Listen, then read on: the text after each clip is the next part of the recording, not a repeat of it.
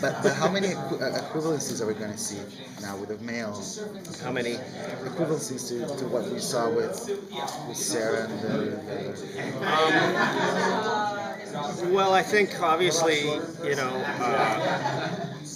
it's sort of it's Project Lita and Project Castor. They're bound to be vastly different. Yeah. These guys are military, so I doubt that they have been raised with the same sort of social metric as the other clones. They're probably not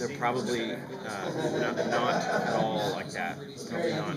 Haven't been sort of monitored and coddled in the same kind of way. And our story, though, is really truly kind of Sarah's story, and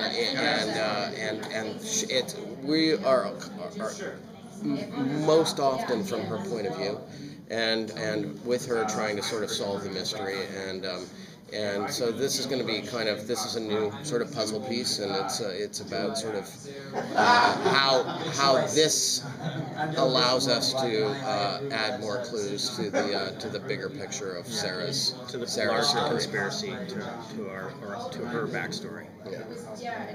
So has she been more? I mean, in seasons 1 and 2, she always wanted to run with Kira, and even at the end of season 2, it was like, okay, I'm going to run now, but then she was told that, well, you don't really have to run out of here. So, with this conspiracy, is she going to feel more, I guess, involved in trying to learn about it a little bit more than before? If that makes any sense. I think that the desire to run is still strong. We'll just have to see what lines up to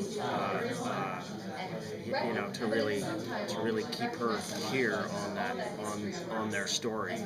I don't think it's any less dangerous at all. No, it's not less dangerous, but she does have a new sort of fairly powerful ally in Marion Bowles, and so that's kind of helpful in terms of feeling like there is a little bit of a safety net, even though, do we trust Marion Bowles? Do you trust anyone on our show, really? Can we talk a little bit about Kira? Obviously, we found out in season 2 that there's a little bit more to her than we were expecting. How's that going to unfold in season 3? It's interesting. I think we've begun now talking about digging a little deeper into what it is that makes Kira special. Is it scientific? Is it more esoteric? Is it the human intangibles, or is it her biology? These are all fascinating things that we're bouncing back and forth, really. But it's definitely something we want to look into. What I want to know is, weird question, is there a secret behind the episode titles? Because they are long and they're confusing, and I want to know if there's a code. If there's a code? Yeah. Well, there is kind of a code. Well, kind of. Well, who helps us with our episode titles, honestly, is the real Cosima. Okay. So Cosima Herter is our science consultant. Yeah. And we actually don't name our shows at script.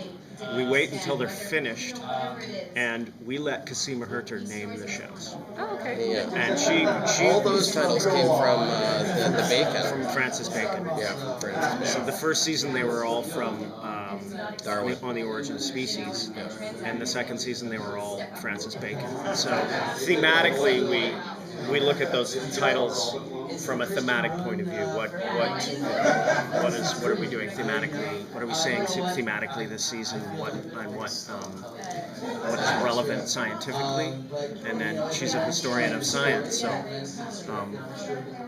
So what's season 3 going to be? I think it's going to be all like Flintstones references.